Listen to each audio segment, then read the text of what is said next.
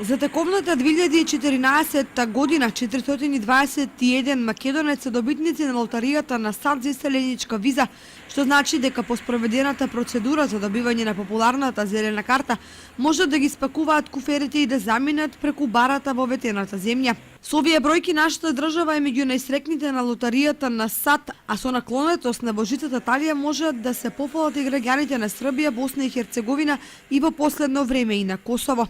Инаку вчера наплан истече рокот за апликации за селенички визи преку така наречената лотарија за 2016 година.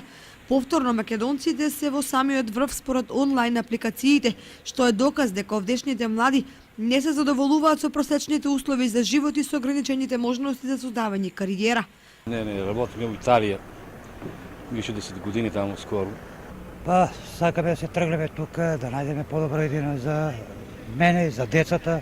Тоа е поготово за децата. Не лично за мене, него за децата да ги оформиме децата таму. Па имам, јас, например, имам чичко во Канада, во Америка. Имам и чичко во Австралија, знам како е таму, знам како е овде. Не е занемарлив бројот на жители од микрорегионот кои во изминатите години аплицирале, а некои добиле американска зелена карта. Меѓутоа, непишано правило за апликантите е сето тоа да го прават дискретно, за подоцна зависно од исходот, да не се доведат во ситуација на исмевање или слично.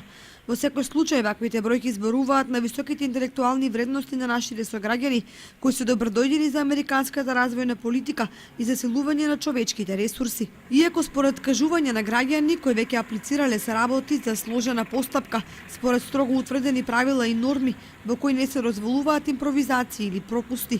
Едни од најбитните критериуми за добивање виза се познавањето на англискиот јазик, образованието и стручноста, здравствената состојба, неосудуваноста и визија на кандидатот за својата иднина. Секако за почетлок и солидна сума на долари за почетниот период од престојот во САД или да се има некој близо.